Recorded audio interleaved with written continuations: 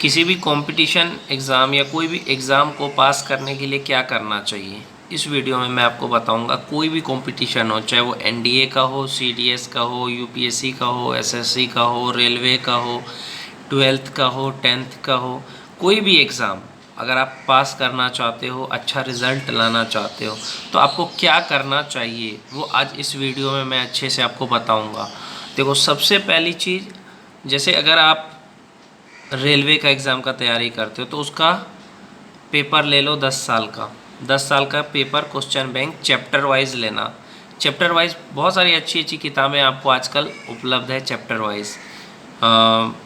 तो आप वो ख़रीद लो, किसी अच्छे कंपनी का लेना, तो क्वेश्चन बैंक ख़रीद लो। 10 साल का पेपर का जो बुक होता है इतना मोटा होगा, ख़रीद लो।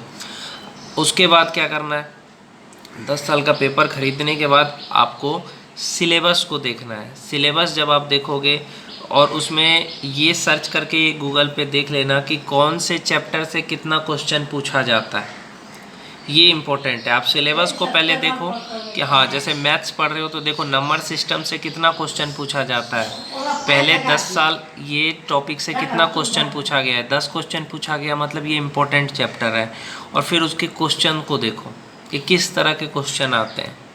फिर आप ऑनलाइन कोई कोर्स ख़रीद लो और वो कोर्स से आप उस चैप्टर को क्लियर करो। जैसे नंबर सिस्टम है, उसका 10 साल का पेपर है आपके पास, ये सिलेबस है।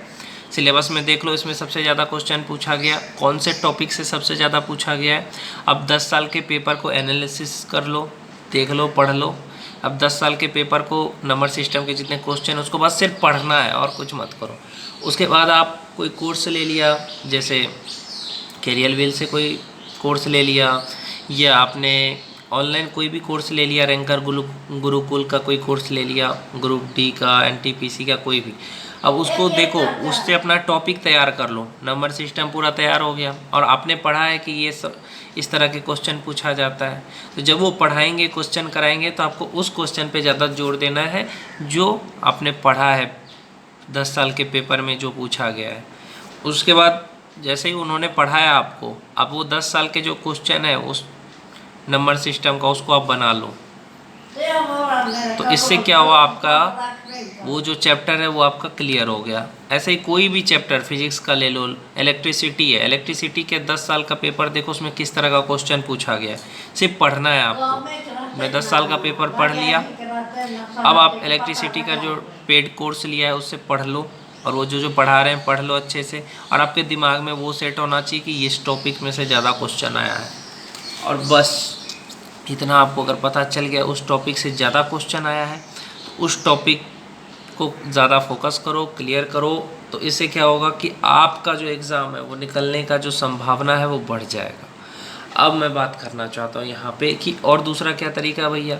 देखो, फोकस नहीं होता है, कंसंट्रेशन नहीं होता है, उसके लिए मैं एक ही चीज़ कहूँगा। देखो, जो भी आप पढ़ाई करते हो वो दूसरों को पढ़ाना शुरू कर दो।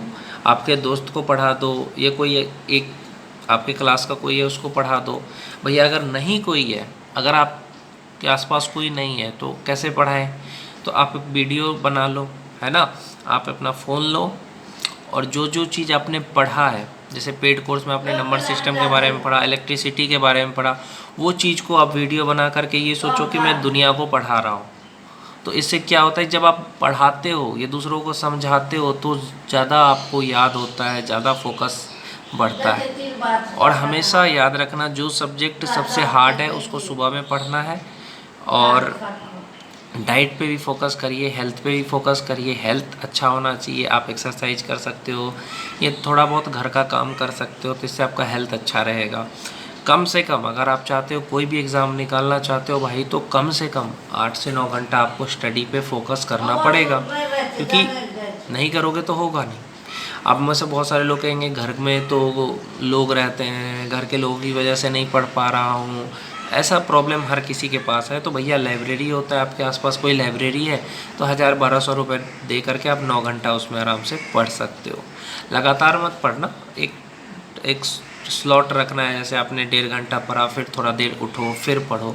ऐसे करके 8 से 9 घंटा आप लाइब्रेरी में पढ़ सकते हो। जैसे सुबह चले गए आप 8 बजे लाइब्रेरी गए, तो 8 बजे से लेकर के शाम के 5 बजे तक पढ़ लो।